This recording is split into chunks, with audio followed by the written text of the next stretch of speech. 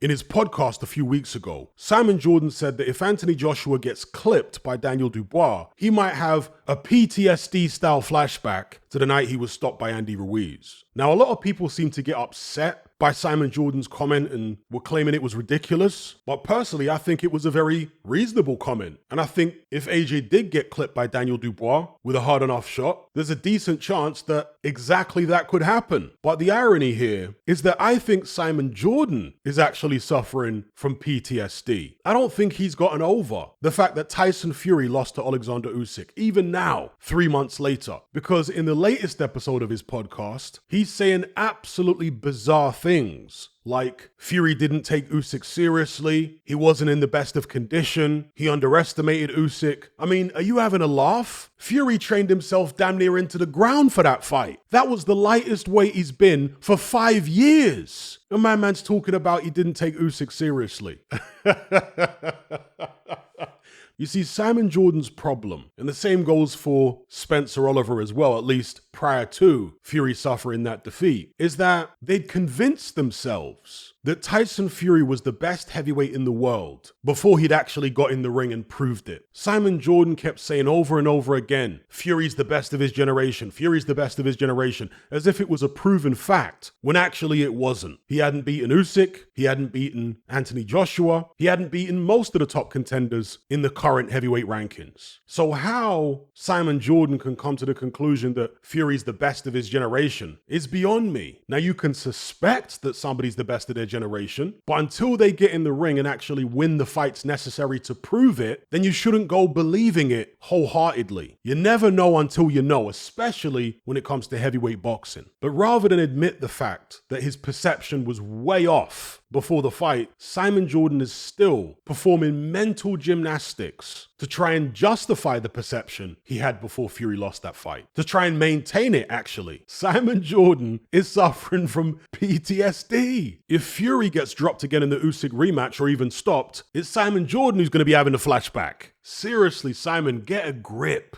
In fact, he said in the podcast that if Fury loses to Usyk again, he might have to reevaluate how good he thinks Fury is. In other words, if Usyk repeats his victory, it doesn't prove that Usyk's really, really good and a generational great. It only proves that Tyson Fury was overrated by himself and many other people. See, this is another thing that happens on TalkSport and throughout the British boxing media is there is this bizarre reluctance to give Alexander Usyk his full credit. Before the Tyson Fury fight, they were acting as though Fury winning was a foregone conclusion. They were already planning the AJ fight for Tyson Fury. Oh, it's going to be great when he fights AJ after he's done with Usyk. And in fact, they're still doing it now to a lesser extent, but they're still doing it. They're still talking about, oh, it's going to be great. AJ Fury for the heavyweight title in early 2025. The failure of the British boxing media and the British boxing establishment to acknowledge Alexander Usyk's talent and achievements at heavyweight so far is disrespectful. And it's actually downright ridiculous. I'm telling you now that Alexander Usyk would have been a problem in any heavyweight era in history. I'm not saying he would have dominated every heavyweight era necessarily, but he would have been a problem. He would have been one of the top guys without a shadow of a doubt in my mind. There's no era in heavyweight history where Usyk would have just got washed. No way. He would have been there or thereabouts. But this is a notion that Simon Jordan in particular is fiercely opposed to. You look at Usyk, southpaw, great technique, great stamina, great chin, underrated power, good speed, good combination puncher, great ring IQ, great defense, great footwork, loads of heart, 223 pounds, 6'3". He's bigger than Muhammad Ali. He weighs more than a prime George Foreman. Please explain to me why he couldn't have mixed it in the 1970s. He's bigger than a prime Larry Holmes and a prime Mike Tyson. Please explain to me why he couldn't have mixed it in the 1980s. He's bigger than Evander Holyfield and Michael Moorer. Please explain to me why he couldn't have mixed it in the 1990s. You see, I'm a middle-aged guy. Not as old as Simon Jordan, but, I'm middle-aged. But I'm not one of these dusty old fools who overhypes the fighters of my generation and completely dismisses the fighters of today's generation. Unfortunately, that's what most older boxing fans tend to do. Now, of course, there are fighters of my generation and older generations who would have beaten many of the top guys around around today. But there are also top guys around today who would have beat many of the top guys of yesteryear. This notion that fighters over time have gotten progressively worse is just absolute nonsense. Generally, the standard of skill in boxing has gotten progressively better, not in a perfectly straight exponential trajectory. There's been peaks and troughs along the way. Generally, the skill gets better, but there are times when it goes down for a few years, let's say below what it was in previous decades, but then it eventually comes up to a new high, and then it will go down again for a few years. That's the way the boxing is developed. And of course, you do have outliers, these freak talents that come around once every few generations. Anyway, just wanted to react to Simon Jordan's latest podcast, the stuff he said on there regarding Usyk and Fury, and that's another thing that's a sign of the disrespect that Usyk continues to get from large sections of the British boxing media. They keep on putting Fury's name before Usyk's name. Now, you could have made an argument for doing that before their first fight. I'm not saying it would have been the right thing to do necessarily, I'm just saying you could have made an argument for it. Usyk, of course, had more belts than Fury, so you could make an argument for putting Usyk's name first before their first fight, but Fury was the bigger draw. So from a marketing perspective, you can make the argument that Fury's name needs to go first because that tends to catch people's eye better than if you put his name second on posters and what have you. But everybody knows who Usyk is now. Everybody who knows Tyson Fury knows that he got beat. When they see the poster for the next fight with Usyk's name first, they're not going to miss the fact that this is the guy that beat Fury. And they'll look at Fury's face obviously right next to him. So as far as I'm concerned, there's really no excuse at this point for putting Fury's name before Usyk's name. I mean, what is that all about? I think it's this denialism in the British boxing industry still. The idea that Usyk is some type of aberration. He wasn't supposed to beat Tyson Fury. He's not really the best. And before I go, make sure you check out my Joshua Dubois film study on my Patreon page. It's about an hour and 20 minutes long. I analyze actual video footage of several of their fights and do a technical breakdown of their respective strengths and weaknesses and discuss tactics. If you want to access this video along with hundreds of hours worth of other exclusive boxing content, as well as our members chat, just head on over to my Patreon page and select the tier called the Boxing Brotherhood.